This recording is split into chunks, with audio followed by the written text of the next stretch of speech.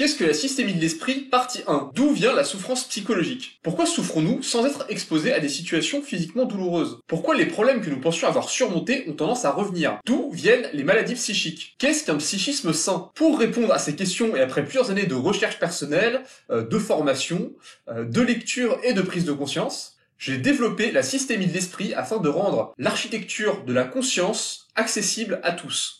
C'est ce qui me permet de dire aujourd'hui qu'une souffrance psychique qui dure sur le long terme n'est le produit que de 3 choses. La croyance trop rigide en sa propre histoire de vie, la généralisation de son histoire de vie à l'univers entier, et la déconnexion de sa raison d'être profonde et de sa joie intérieure. La souffrance a pour seule réelle vocation de nous aider à abandonner nos vieilles histoires afin de nous permettre de nous reconnecter à notre joie et à notre vocation profonde. La solution se trouve précisément dans le problème. Seulement voilà, aujourd'hui vous n'arrivez probablement pas à retrouver cette connexion spontanément et facilement, et ce n'est pas de votre faute. Plus de 99% d'entre nous n'avons pas été éduqués afin de développer cette écoute. Nous considérons encore la souffrance comme une ennemie à combattre en faisant toujours plus d'efforts dans la même direction, et non comme une alliée qui vient nous prévenir d'un dysfonctionnement profond et nous inviter à prendre une direction de vie vraiment différente. Ce n'est bien souvent qu'au bord du gouffre, lorsque foutu pour foutu, nous tentons enfin quelque chose de complètement fou, que la souffrance parvient finalement à nous sauver de notre propre égarement. Après avoir été notre pire ennemi pendant des années, voire même parfois des décennies. Nous sommes nombreux à avoir vécu ça, au moins une fois dans notre vie et parfois même plusieurs fois. Et si je vous disais que même ces périodes d'effondrement réparateur n'étaient pas en soi nécessaires pour retrouver notre direction de vie, que ça pouvait être beaucoup plus doux et beaucoup plus joyeux que ça. Je vous explique tout ça en partie 2. Systémie de l'esprit, partie 2. Qu'est-ce que c'est que penser son esprit comme un système et qu'est-ce que l'auto-actualisation psychique? Est-ce que vous avez déjà remarqué que certaines personnes semblent tellement enfermées dans leurs évidences en dépit de tout ce qu'on peut leur amener, qu'elles semblent simplement de pure mauvaise foi? La très grande majorité du temps, elles ne sont absolument pas de mauvaise foi. Vous vous êtes déjà demandé comment est-ce que quasiment toutes les personnes d'une certaine culture ou d'une certaine religion peuvent croire dur comme fer à des croyances qui peuvent sembler tout simplement absurdes à la plupart des gens? Ou comment des dictatures brutales ont pu durer parfois des décennies en étant soutenues par une part assez importante de la population? Voici la possibilité que je vous propose d'explorer avec moi.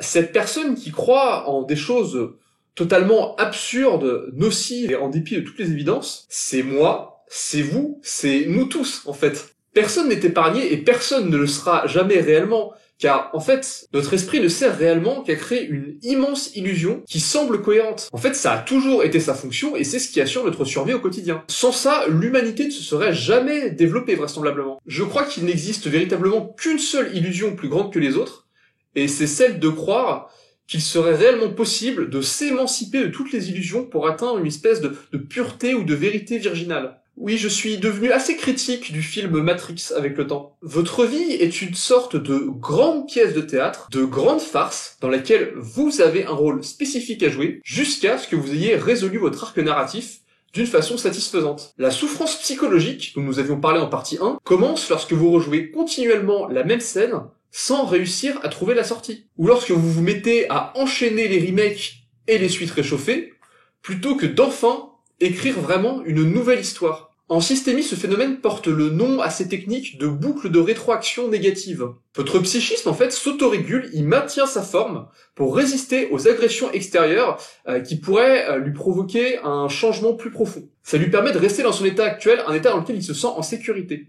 Lorsque vous vous sentez coincé et frustré, et j'insiste seulement dans ce cas-là, ce que vous devez apprendre à faire, et c'est très contre-intuitif, c'est amplifier le phénomène en réalité. Vous devez accepter une amplification des perturbations. Et là, ce qui va se passer, c'est que vous allez créer des boucles de rétroaction qui, cette fois, seront positives.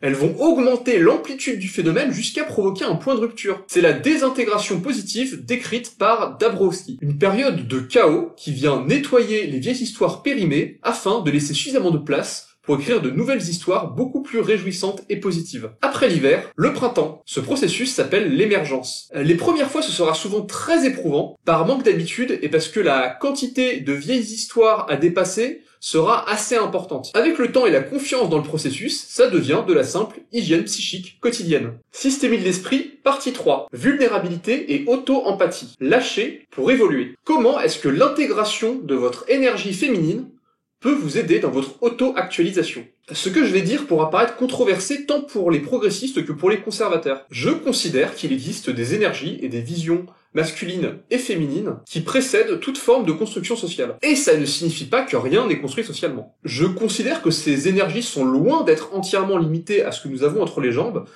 et qu'en réalité, un être humain plutôt sain et psychiquement intégré sera capable en fait d'avoir recours à ces deux énergies avec éventuellement certains déséquilibres, parce que ça dépend aussi de la personnalité, mais globalement, en tout cas, il y aura une capacité à solliciter les deux. Enfin, je considère qu'en ce moment, à l'échelle de l'humanité, l'énergie féminine est en train de prendre sa grande revanche, et c'est quelque chose que nous devrions plutôt célébrer, je crois, même si, évidemment, comme tous les phénomènes un peu nouveaux, il peut y avoir des excès qui même parfois peuvent être assez importants. En effet, l'intégration de l'énergie féminine sera extrêmement importante et même vitale dans un monde de plus en plus complexe, où l'accès à l'intuition, la remise en question, la douceur et la fluidité seront des qualités essentielles. À ceci devra évidemment s'ajouter un goût pour l'authenticité, une capacité à s'affirmer, à assumer les conséquences de ses actes, et à faire preuve aussi de logique et de rigueur conceptuelle. Et ça, ce sont des qualités plutôt masculines. Mais sans cette intégration de l'énergie féminine, tout ça ne servira globalement qu'à provoquer des conflits et à renforcer les égos. L'énergie féminine vous donnera le courage et l'humilité nécessaires pour partager votre vie intérieure à ceux capables de l'accueillir, sans chercher à embellir vos émotions ni à vous glorifier.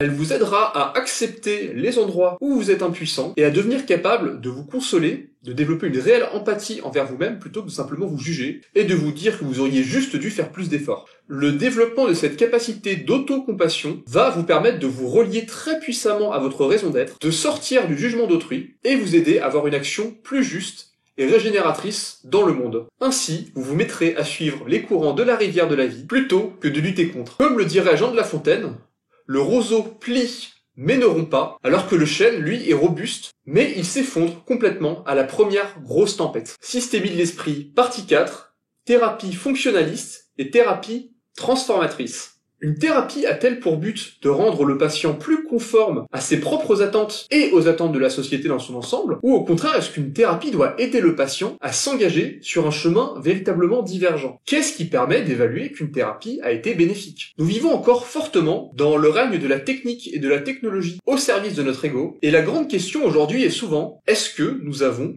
des preuves que ça marche? Je pense qu'avant de se demander ça, il faudrait d'abord se poser une autre question. Que cherchons-nous à atteindre? La disparition des symptômes ou un changement intérieur plus profond?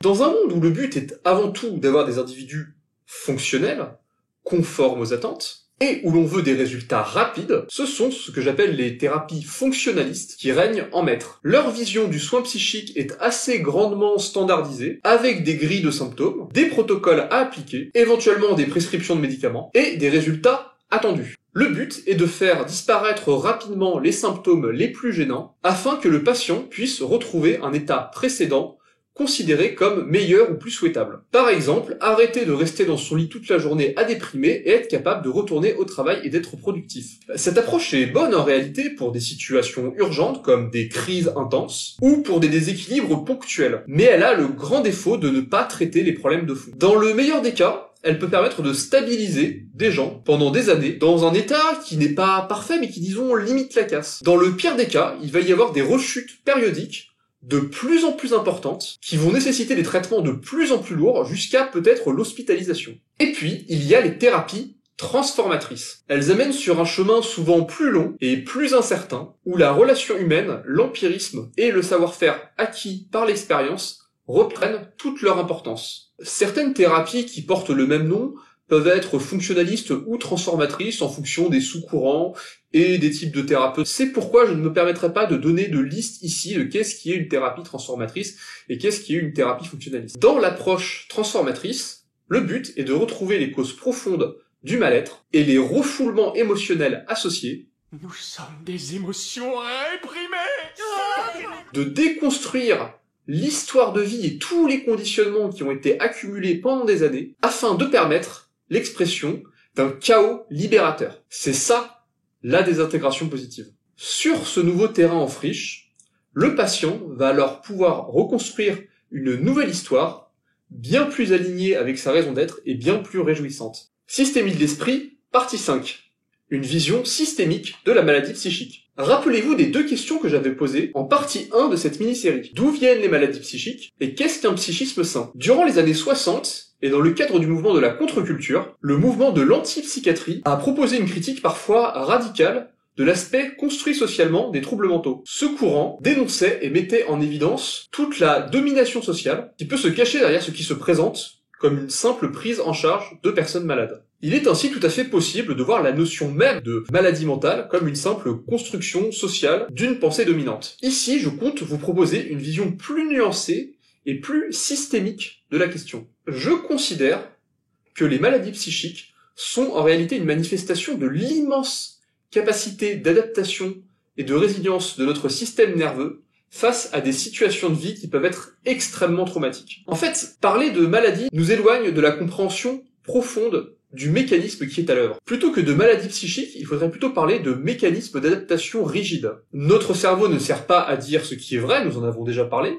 il sert à produire des modèles simplifiés de notre environnement afin de proposer des prédictions qui vont aboutir à un comportement de notre part. Ainsi, quelqu'un qui a vécu plusieurs fois des formes de violence intenses de la part de gens en qui il avait vraiment confiance, peut développer l'idée que par défaut, toute personne lui veut sans doute du mal, et ça donne de la paranoïa. Si vous vivez dans un environnement très violent et prédateur, où le mensonge est la norme, comme par exemple dans une dictature, être paranoïaque peut vous sauver la vie. Dans ce contexte, c'est donc un comportement qui est plutôt adapté. En revanche, il ne l'est plus si vous vous retrouvez plus tard à vivre dans un environnement qui est beaucoup plus sain. Ou si cette paranoïa prend des proportions tellement importantes qu'elle vous coupe de toutes les personnes, y compris celles qui pourraient être de confiance. Ou si elle vous amène à avoir des comportements violents qui vous mettent réellement en danger, car vous préférez encore initier la violence par peur d'être attaqué en premier. Les mécanismes d'adaptation psychique rigides sont en partie d'origine biologique et en partie héréditaire, car il existe de très nombreuses façons différentes de s'adapter à un même traumatisme. La nature propose des stratégies mixtes, c'est-à-dire plusieurs réponses possibles à une même difficulté, conformément à ce qui s'appelle la théorie des jeux. Mais si l'environnement est sain et sécurisant, les troubles ont très peu de chances de se développer spontanément. Cette rigidité du mécanisme se manifeste par de la souffrance psychologique. La thérapie vise à faire remonter les émotions qui ont été enfouies et réprimées, à aider le patient à défusionner de son narratif traumatique et à l'aider à créer un narratif plus en phase avec sa réalité actuelle. Systémie de l'esprit, partie 6. Une théorie systémique de l'ego. S'il y a un mot que chacun s'approprie à sa façon, c'est bien l'ego. C'est comme si l'ego adorait s'approprier l'ego. Certains diront que l'ego, c'est le fait d'agir de façon impulsive ou rigide, ou le fait d'être trop fier de soi. Dans certaines philosophies orientales, on peut entendre qu'en fait l'ego commence à partir du moment où on a la croyance que l'on est quelqu'un, tout simplement. D'autres parleront d'ego sain ou malsain, fonctionnel ou dysfonctionnel. Certains proposeront sa disparition totale, lorsque d'autres conseilleront de faire la paix avec. Et même parfois de plonger entièrement dedans pour atteindre un stade de lâcher-prise et de sublimation, au risque de faire pas mal de dégâts au passage, et notamment autour de soi. Je considère personnellement que l'ego est notre interface avec le monde. Et même, il est ce qui nous permet d'avoir une expérience consciente de la réalité. Il est donc en réalité absolument essentiel, et je m'oppose aux approches et aux visions qui ont pour objectif sa disparition. En revanche, je pense que l'ego ne doit pas être pris trop au sérieux et laissé libre de faire tout ce qui lui chante. L'ego est comme un enfant apeuré qui pleure. Se contenter de l'ignorer, le laisser pleurer dans son coin, c'est de la négligence. Il va se mettre à pleurer de plus en plus fort, jusqu'à ce qu'il ait votre attention. Et si vous cédez à tous ses caprices, il deviendra envahissant, il se mettra en danger, et il vous fera des demandes de plus en plus absurdes. L'ego, c'est une grande histoire très finement construite sur qui vous êtes, quelles sont vos compétences, comment le monde fonctionne, ce que vous n'aimez pas, et votre but dans la vie, et encore beaucoup d'autres choses. Cependant, comme toute histoire, elle s'arrange avec beaucoup d'aspects de la réalité, et comporte une bonne dose d'incohérence et de simplification. La structure fondamentale de l'ego peut être étudié par le modèle trialectique que j'ai présenté sur ma chaîne. L'ego nous pousse à avoir une vision limitée de nous-mêmes et va nous créer des contraintes qui nous permettent de faire l'expérience de l'adversité et donc de relever des défis. C'est la matière et le corps. Sans elle, il n'y aurait rien à faire, rien à réussir et aucune possibilité de rencontrer d'autres personnes. L'ego nous pousse aussi à voir le monde depuis notre propre identité, nos propres affects et nos propres expériences. C'est le cœur et le désir, mais aussi l'auto-persuasion. Sans cela, pas de volonté, pas de direction de vie et aucune forme de satisfaction. Enfin, l'ego conditionne le prisme depuis lequel on va faire sens de notre expérience. Les aspects sur lesquels nous allons nous concentrer et le récit général que nous allons créer. C'est l'esprit ou le mental. Sans lui, nous ne serions pas capables de créer des contrastes et des liens pour structurer notre expérience. Un ego sain est simplement un ego conscient de lui-même et capable de transformation dynamique en fonction de l'évolution de l'expérience vécue. Systémie de l'esprit, partie 7. Tension duel, paradoxe et psychologie quantique. Rappelez-vous, l'ego possède une dimension mentale. C'est notre esprit qui crée des contrastes afin de structurer notre réalité. Nous percevons le monde en identifiant des patterns antagonistes. Le bien et le mal, le chaud et le froid, le fort et le faible, le liquide et le solide, etc., etc., etc. Il s'agit en partie d'une pure construction mentale, mais il s'agit aussi en partie d'une réalité structurelle de l'existence. La fabrique de la réalité contient une infinité théorique d'antagonismes. Lorsque l'une des parties de la dualité s'exprime, l'autre devient un potentiel. C'est-à-dire quelque chose qui est comme stocké en retrait sous la forme d'une énergie invisible, mais susceptible de s'exprimer dès lors que son opposé faiblit. En physique quantique, on parle de décohérence quantique lorsque plusieurs potentialités finissent par se manifester sous la forme d'une seule réalité, et qu'elles arrêtent donc d'être des potentialités. D'une certaine façon, le monde fait un choix. Ce qui est observé en physique quantique n'est qu'un reflet du fonctionnement de notre propre esprit, de notre propre conscience. D'une infinité de perceptions potentielles, nous manifestons en réalité un nombre très limité de dualités essentielles qui vont structurer toute notre expérience de vie. Par exemple, une personne va se concentrer sur l'opposition entre les forts et les faibles et elle cherchera à être forte. Une autre opposera richesse et pauvreté et elle cherchera à être riche. Il s'agit de réaliser que le niveau d'attention que nous accordons aux dualités est un choix. Ce qui veut dire que la solution à la pauvreté n'est peut-être pas réellement de devenir plus riche, mais peut-être simplement de se concentrer sur d'autres formes de valeurs. En fait, c'est ce besoin de richesse qui nous confronte sans arrêt à la pauvreté, puisque les deux sont liés par une même dichotomie. Peu importe notre niveau de richesse réel d'ailleurs. Il existe une architecture invisible derrière les dualités, des tiers inclus, qui, la plupart du temps, restent inconscients afin de permettre à l'illusion de fonctionner. Mais si nos dualités empoisonnent notre existence plutôt que de nous aider, il est possible de sortir ces outils de mécanos de l'esprit afin d'aller ouvrir la dualité pour observer son assemblage, découvrir ce qui déconne et éventuellement agir dessus. Dans mes recherches, j'en suis venu à distinguer 5 types de tiers inclus. Il existe un tiers critique qui rend l'expression d'un seul pan de la dualité impossible, ce qui justifie ainsi l'existence de la dualité puisqu'il faut qu'il y ait deux termes, il faut qu'il y ait une forme d'équilibre. Le tiers négociateur rend possible l'exploration privilégiée d'une polarité, c'est-à-dire d'un côté spécifique de la dualité, malgré le besoin d'équilibre qui est encouragé par le tiers critique que nous avons vu juste avant. Le tiers complémentaire offre un arbitrage pour faire dialoguer les deux pôles. Le tiers structurel révèle le principe fondateur qui rend possible l'existence même de la dualité, et il se place en méta par rapport à elle. Enfin, le tiers émergent montre ce que donne l'inclusion fluide et le dépassement de cette dualité. Systémie de l'esprit, partie 8. Raison d'être, confiance et loi de l'attraction. Rappelez-vous, l'ego possède une dimension émotionnelle. C'est notre cœur qui nous permet de connaître nos propres valeurs et de poursuivre nos désirs. C'est aussi lui qui permet à notre personnalité de se restructurer continuellement avec les boucles de rétroaction négatives que nous avons vues précédemment, et ceci afin de garder une forme de cohérence globale, malgré les crises d'ego que le monde extérieur peut potentiellement nous faire vivre en permanence par sa simple existence. Well, if you're hot, you'll melt. Melt? Yeah, you'll stop being alive. And we don't want that to happen. What? Life can end? Yeah, but, it happens to everything. Nothing lives forever.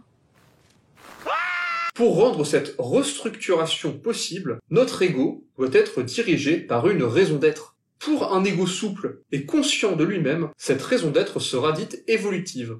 La raison d'être de Métadoxa, c'est de vulgariser au plus grand nombre les principes et pratiques de la deuxième boucle, aider ceux qui le souhaitent à découvrir leur propre raison d'être, et révéler la beauté et l'importance de ce qui n'est habituellement pas vu ou rejeté. La seconde boucle est une notion issue de la spirale dynamique qui représente un stade de développement de la maturité où les gens commencent à s'identifier à leur conscience plutôt qu'à leur personnalité. Pour se connecter à sa propre raison d'être, il est nécessaire de réveiller sa joie et sa confiance dans la vie. Sans cela, notre esprit va construire des narrations limitantes, soi-disant pragmatiques, orientées vers la survie à court terme. À long terme, cela provoque un sentiment de vide, d'insatisfaction, qui peut se traduire par exemple par des burn-out ou de la dépression, de l'apathie ou de l'hyperactivité, et aussi du stress selon la personnalité de chacun. Et ceci alors même qu'on peut avoir l'impression d'accomplir des objectifs et d'avoir globalement la vie qu'on désirait. Mais lorsque l'on est déconnecté de sa raison d'être, il est facile de prendre le rêve des autres pour notre propre rêve, d'où l'apparition d'une dissonance que l'on a du mal à expliquer. Comme dirait Saint-Exupéry dans Le Petit Prince, on ne voit bien qu'avec le cœur, l'essentiel est invisible pour les yeux. Si vous vous sentez perdu dans le désert, vous devez écouter votre cœur. Il saura vous guider vers ce puits où vous pourrez vous abreuver, mais que vous ne pouvez pas encore voir pour le moment. Et pourtant, ce puits existe. Et ce n'est pas de la pure pensée magique. Le monde est composé de structures, dans des structures, dans des structures. Pour maintenir ensemble toute cette cohérence, il existe ce qu'en systémie on appelle des attracteurs. Ces attracteurs échappent souvent à nos capacités de représentation et même à notre perception consciente. Mais notre cœur, lui, il peut les sentir. Et de toute façon, la vie les placera continuellement sur notre chemin, jusqu'à ce que nous décidions enfin de prendre la direction qui sert notre raison d'être. Ce simple phénomène permet d'expliquer en bonne partie les synchronicités et la loi de l'attraction. Systémie de l'esprit, partie 9. Défi, expansion de conscience et holarchie. Rappelez-vous, l'ego possède une dimension matérielle et corporelle. C'est cette dimension qui nous permet d'expérimenter le fait d'être un être avec des limites et soumis à des contraintes dans un monde matériel en mesure de nous résister. Cette limite s'applique aussi à nos perceptions et à nos capacités d'abstraction. Cet aspect tend à être évité et méprisé par certaines approches spirituelles, et j'y vois une réelle carence. La dimension matérielle des choses sert à créer un sentiment de progression cohérente et d'accomplissement, ainsi qu'une capacité à percevoir du soi et du non-soi. Cela se fait principalement en créant de la friction et des plafonds de verre entre le désir issu de la raison d'être, du cœur, et la manifestation concrète de cette raison d'être. Lorsque la confiance et la persévérance sont suffisantes pour faire sauter ces plafonds de verre, il est alors possible de vivre une grande satisfaction et un grand sentiment de connexion à l'intérieur même de la matière. Vous pouvez alors célébrer votre réussite avant de passer à de nouveaux défis plus complexes et plus vastes grâce à votre pouvoir d'action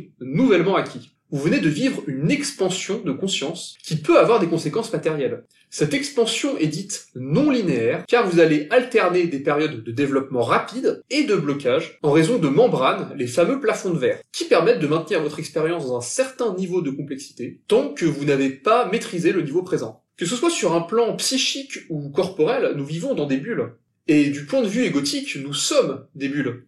Mais ces bulles sont elles-mêmes incluses dans des bulles plus vastes et elles peuvent entrer en relation avec d'autres bulles et s'interpénétrer selon leur niveau de fluidité et de porosité. Un ego identifié et ému par la peur se voit comme une petite bulle fragile, dominée par des bulles plus vastes et choquées de toutes parts, au risque d'éclater. Un ego serein et conscient de lui-même est capable de naviguer dans cet océan de bulles, en adaptant sa taille, sa forme et sa porosité à la situation, et le tout en suivant sa raison d'être. Sur le plan matériel, cela passe par de la discipline, de la routine, de l'apprentissage, des accomplissements, de l'exploration et de la création de liens. Le monde n'attend pas de vous de simples réalisations conceptuelles ou des désirs éthérés. Il attend que vous soyez capable de poser des actes et de devenir résilient face aux échecs, qui font intégralement partie de la progression. Systémie de l'esprit, partie 10. Ego et paradigme informationnel, la structure de l'existence. Rappelez-vous, dans cette mini-série sur la systémie de l'esprit, nous avons défini notre esprit comme une sorte de grande histoire complexe qui s'auto-valide et s'auto-engendre. Nous avons vu comment ce mécanisme permet d'assurer notre survie et de structurer notre expérience, et nous avons aussi vu comment une trop grande identification à l'histoire actuelle et une trop grande rigidité égotique peut générer de la souffrance psychique et le sentiment d'être bloqué dans sa vie. Enfin, nous avons exploré comment notre esprit peut progresser, se transformer, s'expandre et entrer en relation avec l'extérieur. Ce que je vais vous proposer ici, c'est une théorie systémique et informationnelle de la structure même de l'existence basée sur le principe d'interaction. Vous allez voir, ce n'est pas aussi compliqué que ça en a l'air. Mais d'abord, vous devez admettre un principe qui peut sembler déroutant mais qui est déjà admis dans le cadre de la physique quantique. Une chose ne peut être considérée comme existante qu'à partir du moment où elle est perçue par au moins une conscience. D'un point de vue informationnel strict, on dirait que pour exister, une chose doit être capable d'échanger de l'information avec une entité quelconque capable de traiter cette information. Mais cette chose qui reçoit l'information, elle doit exister aussi pour être en mesure de la recevoir. Ce qui veut dire qu'elle doit elle-même être perçue. Donc pour que quoi que ce soit puisse exister, il faut au grand minimum deux consciences minimales capables d'échanger et de recevoir de l'information l'une de l'autre. Et ça, c'est le principe relationnel. Il faut bien comprendre que dans ce cadre théorique, un simple échange de chaleur peut être considéré comme un échange d'informations. Il est donc question de reconnaître et d'englober le cadre classique de la physique, par exemple. Cependant, voir les choses ainsi, ça a des conséquences radicales. L'univers devient une sorte d'immense cerveau, une conscience universelle, divisée en une multitude infinie de petites consciences, reliées entre elles par des réseaux extrêmement complexes. Toutes ces consciences communiquent et décodent les informations émises par d'autres consciences, et elles le font selon leur propre langage et leurs propres outils de perception. C'est le principe d'autoréférence. Les consciences sont aussi constituées de consciences plus petites, et elles sont elles-mêmes incluses dans des consciences plus vastes. Et enfin, tout ça s'interpénètre joyeusement à différents niveaux de complexité. Chacun est directement engendré par l'extérieur, un pur reflet en réalité du reste du monde, et en même temps, chacune de ces consciences vit une expérience séparée, de par sa capacité à créer en soi une cohérence capable de résister aux influences extérieures, c'est la fameuse bulle. L'univers entier est ainsi un immense jeu de miroirs, de relations, d'exclusion et de poupées russes entre des consciences ayant toutes un fonctionnement organique. Chacune se définit très exactement parce que toutes les autres en perçoivent, via un système de boucles de communication qui rétroagissent. C'est cela le paradigme informationnel et relationnel. Systémie de l'esprit, partie 11 et partie finale, serions-nous dans un univers unifié qui se divise pour entrer en communion avec lui-même? Je crois qu'il est possible d'avoir un regard encore plus vaste sur la nature de la réalité et de notre existence que ce que propose le paradigme informationnel et relationnel. Ce regard permet d'extraire un principe fondamental à la fois beaucoup plus simple et beaucoup plus puissant. Il semble que toute conscience soit munie d'une forme de volonté qui la pousse à chercher à avoir un impact sur le monde et sur elle-même, et ceci quelle que soit la nature de cet impact. Souvent le motivateur principal au niveau matériel, c'est d'abord la survie. Mais je pense de plus en plus que la survie n'est certainement pas la fonction principale de l'existence. De la même façon que rouler ou brûler du carburant n'est pas la fonction principale de la voiture. Une voiture sert à nous amener à la destination où l'on souhaite aller. Et brûler du carburant n'est que le moyen d'y parvenir et certainement pas une fin en soi. Au fond, nous recherchons tous la transcendance de notre condition. Nous voulons avoir plus, expérimenter plus, aller plus loin. Certains pensent trouver la paix en se détachant de leurs désirs.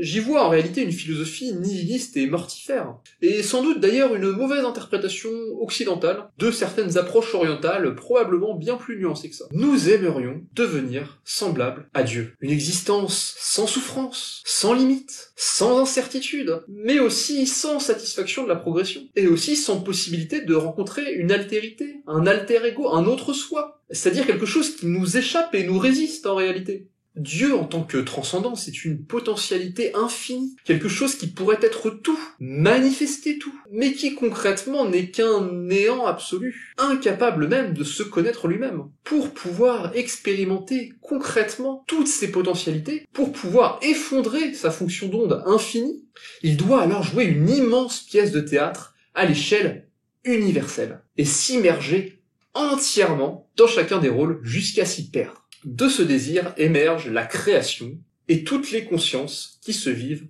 comme séparées. Celles-ci ne se retrouvent alors en réalité qu'avec un seul désir profond, vivre le processus d'unification depuis cet espace séparé. Étant donné que la nature elle-même de Dieu est infinie, ce processus peut se produire d'une infinité de façons et jusqu'à la fin des temps. Il peut y avoir une progression continuelle sans jamais que le système arrive à un aboutissement. Notre finalité ultime, derrière toutes les apparences, c'est la communion profonde avec une part aussi large que possible de l'existence, humaine ou non humaine.